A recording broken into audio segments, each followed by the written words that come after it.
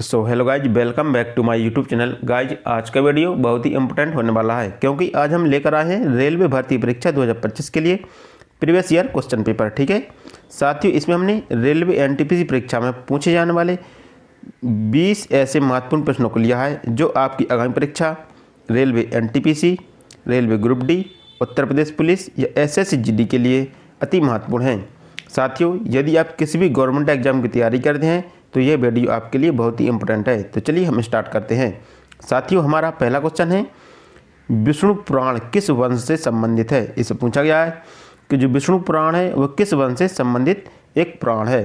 इसका ऑप्शन है गुप्त वंश, मौर्य वंश, आंध्र सातवाहन वंश या चालुक्य वंश। तो इसका राइट आंसर होगा विष्णु पुराण मौर्य वंश से संबंधित था। तो इसका राइट आंसर ऑप्शन बी होगा। हमारा अगला क्वेश्चन है, किस वेद में तंत्र मंत्र का उल्लेख किया गया है। इससे पूछा गया कि तंत्र मंत्र का उल्लेख किस वेद में किया गया है। इसका ऑप्शन है ऋग्वेद, यजुर्वेद, सामवेद या अथर्ववेद।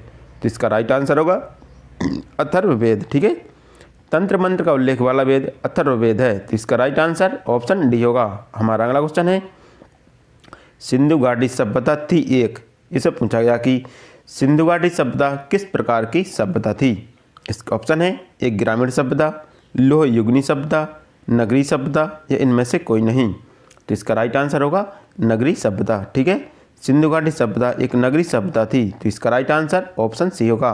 हमारा अगला क्वेश्चन है, किस पुरातत्व स्थल से जुते हुए खेतों के साक्ष्य मिले हैं। इससे पूछा गया कि किस पुरातत्व स्थल से जुते हुए खेतों के साक्ष्य मिले हैं। इसके ऑप्शन है लोथल, कालीबंगा, रोपड़ या इनमें से कोई नहीं। तो इसका राइट आंसर होगा कालीबंगा। कालीबंगा से जुते हुए खेतों के साक्ष्य मिले हैं। तो इसका राइट आंसर ऑप्शन बी होगा। हमारा अगला क्वेश्चन है, साथियों हमारा अगला क्वेश्चन कहता है कि इस्लाम धर्म के प्रवर्तक मोहम्मद साहब का जन्म हुआ था। इससे पूछा गया कि मोहम्मद साहब का जन्म कहाँ पर हुआ था। इसका ऑप्शन है मदीना में, मक्का में, उज्बेकिस्तान में या बलूचिस्तान में। तो इसका राइट आंसर होगा कि इस्लाम धर्म के प्रवर्तक मोहम्मद साहब का जन्म 570 ईस्वी में, ठीक है 570 ईस्वी में मक्का में हुआ था। तो इसका राइट आंसर ऑप्शन बी होगा। हमारा अगला क्वेश्चन है, मगध राज की राजधानी थी। इसे पूछा गया कि मगध साम्राज्य की राजधानी क्या थी। इसके ऑप्शन है राजगृह, मथुरा, कुशीनगर या मेरठ। तो इसका राइट आंसर होगा राजगृह। ठीक है, मगध साम्राज्य की राजधानी राजगृह या गिरिब्रज थी। क्या थी? राजगृह या गिरिब्रज थी।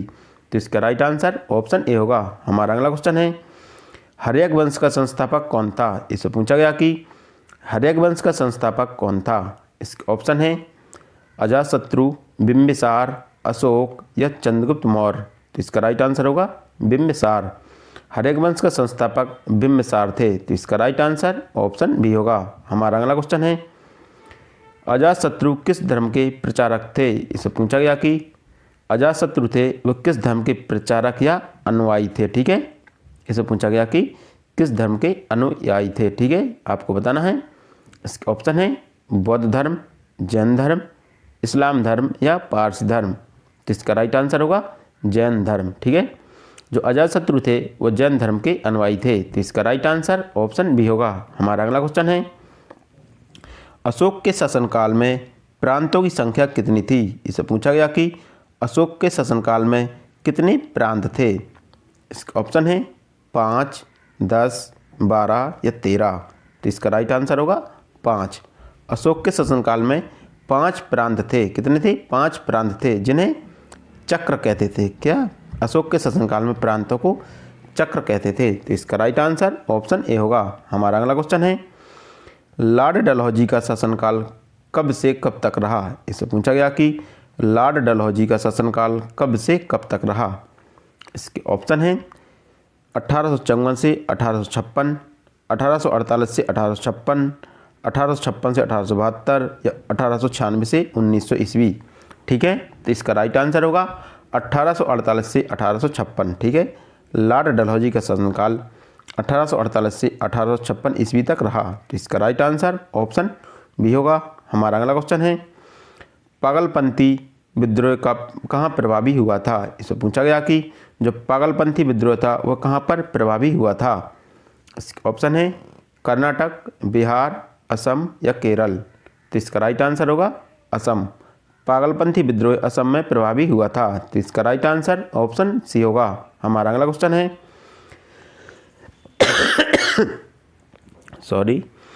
प्रथम विश्व युद्ध की शुरुआत कब हुई थी? इससे पूछा गया कि प्रथम विश्व युद्ध की शुरुआत कब हुई थी। इसके ऑप्शन है 24 जुलाई 1914 ईस्वी, 25 जुलाई 1914 ईस्वी, 12 मार्च 1914 ईस्वी या 13 अप्रैल 1920 ईस्वी। तो इसका राइट आंसर होगा कि 14 जुलाई 1914 ईस्वी। ठीक है, प्रथम विश्व युद्ध की शुरुआत यहाँ पर होगा 28 जुलाई। ठीक है, 28 जुलाई, प्रथम विश्व युद्ध की शुरुआत 28 जुलाई 1914 ईस्वी को की गई थी। ठीक है, इसका राइट आंसर होगा 28 जुलाई 1914 ईस्वी। हमारा अगला क्वेश्चन है सूर्य के बाद पृथ्वी के सबसे निकट तारा कौन सा है? इसमें पूछा गया कि सूर्य के बाद पृथ्वी के सबसे निकट तारा कौन सा है? इसका ऑप्शन है साइरस, प्रॉक्सिमा सेंचुरी, फोरवेस्टा या प्लेटो। तो इसका राइट आंसर होगा प्रॉक्सिमा सेंचुरी। ठीक है, सूर्य के बाद पृथ्वी के सबसे निकट तारा प्रॉक्सिमा सेंचुरी है। तो इसका राइट आंसर ऑप्शन बी होगा। हमारा अगला क्वेश्चन है बृहस्पति के कितने उपग्रह हैं? इससे पूछा गया कि बृहस्पति के कितने उपग्रह हैं। ठीक है, इसके ऑप्शन है 62, 67, 27 या 13। तो इसका राइट आंसर होगा बृहस्पति के कुल 67 उपग्रह हैं। कितने? 67 उपग्रह बृहस्पति के हैं, जो सबसे अधिक उपग्रह हैं। तो इसका राइट आंसर ऑप्शन बी होगा। हमारा अगला क्वेश्चन है कर्क रेखा किस देश से होकर नहीं गुजरती है? इससे पूछा गया कि जो कर्क रेखा है वो किस देश से होकर नहीं गुजरती है। इसका ऑप्शन है भारत, म्यांमार, ब्राज़ील या चीन। तो इसका राइट आंसर होगा ब्राज़ील। ठीक है, कर्क रेखा ब्राज़ील से होकर नहीं गुजरती है। तो इसका राइट आंसर ऑप्शन सी होगा। साथियों, यदि हम बात करें कि कर्क रेखा भारत से होकर गुजरती है क्या? जी हाँ, कर्क रेखा भारत से होकर गुजरती है और कर्क रेखा भारत के 8 राज्यों से होकर गुजरती है। ठीक है, हमारा अगला क्वेश्चन है किस देश से होकर मकर और विषुवत दोनों रेखाएं गुजरती हैं? इसे पूछा गया कि किस देश से होकर मकर रेखा और विषुवत रेखा दोनों गुजरती हैं। इसका ऑप्शन है थाईलैंड, म्यांमार, ब्राज़ील या चीन। तो इसका राइट आंसर होगा ब्राज़ील। ठीक है, ब्राज़ील से होकर मकर रेखा और विषुवत रेखा दोनों गुजरती हैं। तो इसका राइट आंसर ऑप्शन सी होगा। हमारा अगला क्वेश्चन है नेपाल में हिमालय को किस नाम से जाना जाता है? इससे पूछा गया कि नेपाल में हिमालय को किस नाम से जानते हैं।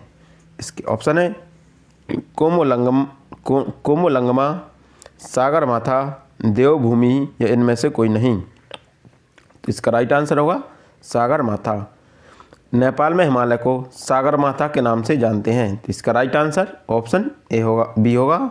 हमारा अगला क्वेश्चन है वायुमंडल की सबसे निचली परत है। इससे पूछा गया कि वायुमंडल की सबसे निचली परत कौन सी है।